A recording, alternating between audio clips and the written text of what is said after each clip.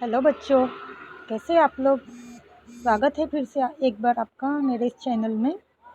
तो अब आज हम 10वीं का नया चैप्टर क्लास 10 का चैप्टर फर्स्ट चैप्टर साइंस 1 का वो ग्रेविटेशन, इसकी हम शुरुआत करेंगे। क्योंकि आपको पता है, क्योंकि हमारा जो स्टडी का टाइम है वो निकला जा रहा है, इसलिए इस टाइम को यूटिलाइज करना बहुत ज़रूरी है दोस्तों। और इसलिए मैंने अभी 10वीं का जो चैप्टर है यानी साइंस और साइंस 2 के, तो मैंने अभी स्टार्टिंग की है जस्ट। तो हम पहले देखते हैं ये पहला first chapter, that is gravitation. So there are some question friends, can you recall? So what can you recall? First question is, what are the effects of force acting on an object? सो इसका मतलब क्या है कि जब हम किसी चीज़ पे फोर्स लगाते हैं, किसी भी ऑब्जेक्ट पे फोर्स लगाते हैं, तो उसका इफेक्ट क्या होता है, क्या होता है? ज़रा बताने का ट्राई कीजिए, बताने की कोशिश कीजिए। क्या होगा, इफेक्ट क्या होगा जब भी, कब? When we are affect a force on any object, what is the effect of force on that object? So effect will be, it can change its direction or it can move from one place to another place, है ना? यही answer होगा ना। एक तो वो अपनी जगह से दूसरी जगह जाएंगे, या फिर वो अपनी डायरेक्शन चेंज कर लेगी। लेकिन ये कंडीशन कब होंगी? जब हम उसको फोर्स लगाएंगे, एक्सटर्नल फोर्स अप्लाई करेंगे उस पर, तब। Okay, then second question, what type of forces are you familiar with? तो ये तो हमारा प्रीवियस क्लास में हो गया है शायद, टाइप्स ऑफ फोर्सेस। मुझे लगता है शायद 8 क्लास में, 7 क्लास में ये टाइप ऑफ फोर्सेस हो गए हैं। So what type of forces you know that? बताओ कौन कौन से फोर्सेस हैं? हाँ, सही जाना। जैसे फॉर एग्जांपल मैग्नेटिक फोर्स है, मैकेनिकल फोर्स है, केमिकल फोर्स है। ओके, देन ऐसे बहुत सारे टाइप्स है फोर्स के, और एक इनमें से हमारे चैप्टर का नाम भी है gravitational force. Okay, so there are so many types of forces. Then third question, what do you know about the gravitational force? तो ग्रेविटेशनल फोर्स के बारे में आपको क्या जानकारी, क्या पता है? What do you know about gravitational force? थोड़ा रिपीट कीजिए या फिर थोड़ा रिकॉल कीजिए। क्या है ग्रेविटेशन यानी क्या, या फिर ग्रेविटेशनल फोर्स यानी क्या है? थोड़ा याद करने की कोशिश कीजिए। ठीक है, अगर आपको नहीं आता है या फिर आपको नहीं याद आ रहा है, प्रीवियस क्लास का अगर भूल चुके हैं या फिर आपको आ रहा है, तो आप सही जा रहे हो कि ये जो ग्रेविटेशनल फोर्स है, the force which are acting on the object, which are acting on the object by earth, this is called as the gravitational force. Okay, फिर से बताओ। So gravitational force means what? The force acting on the object by earth, this is called as the gravitational force. और ये जो gravitational force है, इसको हम अट्रैक्शनल force भी बोलते हैं। जो अट्रैक्शन फोर्स है, ये किसकी तरफ से लग रहा है? अर्थ की तरफ से, अर्थ की सेंटर की तरफ से। तो इसी फोर्स को हमने कहा है gravitational force. Okay, then so previous standard में हमने पढ़ा है कि gravitational force is a universal force and it can act not only between the two objects on the earth but also between any two objects on the universe also। तो हमने पहले previous chapter में या फिर previous class में क्या पढ़ा है कि ये जो ग्रेविटेशनल फोर्स है, कि ये सिर्फ दोनों अर्थ में जो दो चीज़ें हैं, समझो कोई भी दो ऑब्जेक्ट, तो ये जो ग्रेविटेशनल फोर्स है ये सिर्फ उन दो चीज़ों में नहीं है। तो फिर ये जो ग्रेविटेशनल फोर्स है, यूनिवर्स में, जो होल यूनिवर्स में जो दो ऑब्जेक्ट रहेंगे, उसमें भी ये ग्रेविटेशनल फोर्स होगा। ओके, समझ में आ रहा है? सो ये इसलिए तो ये स्टेटमेंट उन्होंने कहा है कि ये जो ग्रेविटेशनल फोर्स है, ये सिर्फ अर्थ के ऊपर जो दो ऑब्जेक्ट है, समझो टेबल है, चेयर है, या फिर any other object, it is not only on the earth but also any two object on the universe.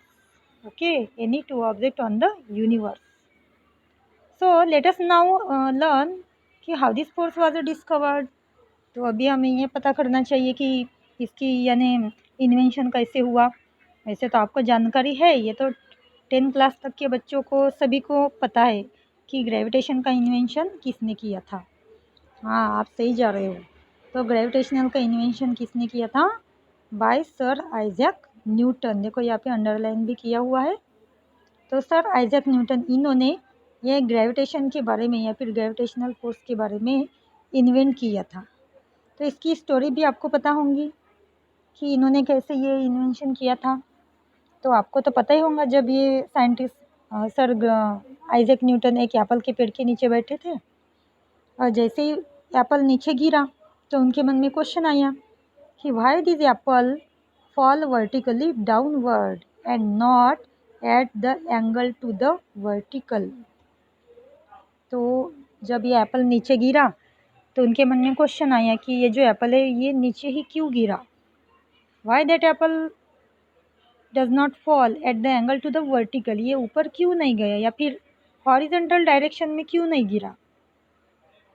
तो इनका ये जो क्वेश्चन था, ये क्वेश्चन के चलते उन्होंने इन्वेंशन किया कि ये जो फोर्स है जो एप्पल के बीच में है या फिर जो अर्थ के बीच में है, ये कुछ ना कुछ फोर्स है जो एप्पल को अर्थ की तरफ अट्रैक्ट कर रहा है, या फिर अर्थ exert some pressure, exert some force on the apple or any object which can attract any object toward the center of the earth. Okay, which can attract any object toward the center of the earth. So this force is called as a gravitational force. यानी this attractive force exerted by earth on any object, this is called as a gravitational force. लेकिन ये जो question था उनके मन में, ये फिर भी उनको अच्छे से सॉल्यूशन निकालना था कि why this apple falls vertically downward only, why can not it goes on upper side या फिर वर्टिकल साइड। सो ये जो क्वेश्चन था, और उनके मन में इसका आंसर भी मिल रहा था कि ये जो एप्पल गिरा था वो अर्थ की तरफ अट्रैक्ट हो रहा था, यानी ऐसा कुछ फोर्स है अर्थ के पास या फिर अर्थ के सेंटर के पास जो एप्पल को उसकी तरफ खींच रहा है। और ये जो फोर्स है वो कहाँ पे है? तो अर्थ के सेंटर पे ये फोर्स है। So the direction from the apple on the tree to the centre of the earth is vertical direction at the position of the apple, and that's why the apple falls vertically downward. क्योंकि ये जो attraction force है, ये जो gravitational force है, वो कहाँ पे एग्जर्ट हो रहा है? अर्थ के सेंटर में एग्जर्ट हो रहा है, और इसलिए ये जो एप्पल है ये अर्थ के सेंटर की तरफ ही फॉल्स हो रहा है, यानी या फिर इसका मतलब हम कह सकेंगे कि ये वर्टिकली डाउनवर्ड ही फॉल्स हो रहा है। Then we are discuss about nearest diagram. So this diagram, you can see that diagram. Okay, there you can see that moon and falling apple. So this diagram indicates that the gravitational force on the earth. This diagram indicates that gravitational force on the earth which attract apple towards the earth. As well as जैसे हमने पहले कहा था कि this force is not only between the apple and earth but also two objects on the universe. This force can be in the two objects in the universe like earth, moon and other planets also. Okay, समझ में आ रहा है? तो ये जो force है, जैसे कि हमने पहले पढ़ा था कि ये जो फोर्स है ये अर्थ के ऊपर जो दो चीज़ें रहेंगी सिर्फ उसमें ही नहीं होगा, तो यूनिवर्स में जो दो अलग अलग चीज़ें हैं, फॉर एग्जांपल अर्थ है, अदर प्लैनेट्स है, मून है, उनमें भी ये जो फोर्स है वो हमें उसका इफेक्ट दिखाई देगा. देन सो यहाँ पे एक क्वेश्चन है, can it act on the even further object like the other planet and the sun? तो उनके मन में और एक क्वेश्चन आया कि ये जो फोर्स है ये तो मून और अर्थ के बीच में है ही, ठीक है, लेकिन ये जो फोर्स है ये यूनिवर्स में जो बाकी के प्लैनेट्स हैं या फिर अदर ऑब्जेक्ट्स है ये उनके भी बीच में ये है क्या, ऐसा फिर उनके मन में क्वेश्चन आया।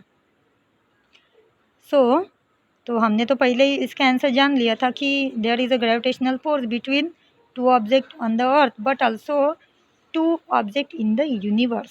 सो this is the answer of this question. Then तो आई होप कि this topic is very well known और very well understood to you. फिर से हम थोड़ा रिपीट कर लेते हैं। ओके तो ग्रेविटेशन का मतलब है गुरुत्वाकर्षण, जिसे हम मराठी में या फिर हिंदी में बोलते हैं गुरुत्वाकर्षण।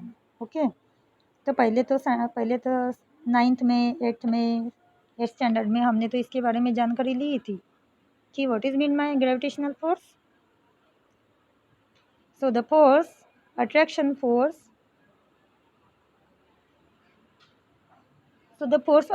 force between the earth and any two objects, this is called as a gravitational force. So this force is called as a gravitational force. Okay, the force exerted by earth, the center of the earth, this is called as a gravitational force, and it acts not only between the two objects on the earth but also between any two objects on the universe. Then हमने इसके बारे में जानकारी ली थी कि इसका invention कैसे हुआ। तो हमें सबको पता है कि सर आइजैक न्यूटन ने इनका इन्वेंशन किया था ग्रेविटेशन का, और इसकी स्टोरी भी हमने जान ली। देन उनके मन में फिर क्वेश्चन आया कि ये जो एप्पल है वर्टिकली डाउनवर्ड ही क्यों गिरा, क्यों फॉल हुआ, why this apple falls vertically downward only, why do they not fly off in a horizontal direction, or why cannot it go in the vertical direction? Because the gravitational force exert in the center of the earth, and that's why the apple falls vertically downward only. Then Newton thought that if the force gravitational acts upon the apple on the tree, which are at the different height from the surface of the earth, so can it also act on the object at a ever greater heights like planets, moons? तो ये भी question उनके मन में आया कि ठीक है, ये जो ग्रेविटेशनल फोर्स है अर्थ के ऊपर जो दोनों चीज़ें रहेंगी, कोई भी दो चीज़ें उनके बीच में तो होंगे ही, लेकिन क्या ये मुमकिन है कि ये जो ग्रेविटेशनल फोर्स है ये यूनिवर्स में जो प्लैनेट्स प्रेजेंट है या फिर एग्जिस्ट है, तो इनमें भी ये ग्रेविटेशनल फोर्स हो सकता है? So answer is yes, there is a gravitational force between two planets also. Okay so this is all about the gravitation. अगले वीडियो में हम देखेंगे फोर्स एंड मोशन। तो आई होप कि ये इतना टॉपिक, इतना पार्ट आपको अच्छे से समझ गया होगा। देन यूजेस ऑफ आईसीटी, तो आप यहाँ पे आईसीटी का यूज़ करके इसके बारे में वीडियोस भी कलेक्ट कर सकते हो, पीपीटीज की भी जानकारी ले सकते हैं आप लोग about the gravitational force on a different planets. Okay कि ये जो डिफरेंट प्लैनेट्स है इनके ऊपर भी ग्रेविटेशनल फोर्स है क्या, इसकी जानकारी के लिए आप इंटरनेट को फॉलो कर सकते हो।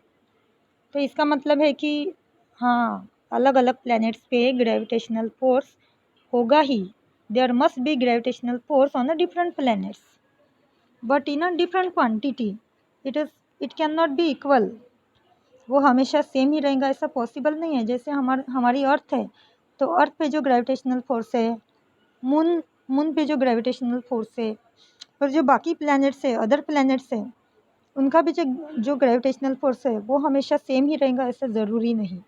But there is gravitational force, यानी कॉन्फिडेंटली हम इतना कह सकते हैं कि there is a gravitational force on each planet और any two object in the universe.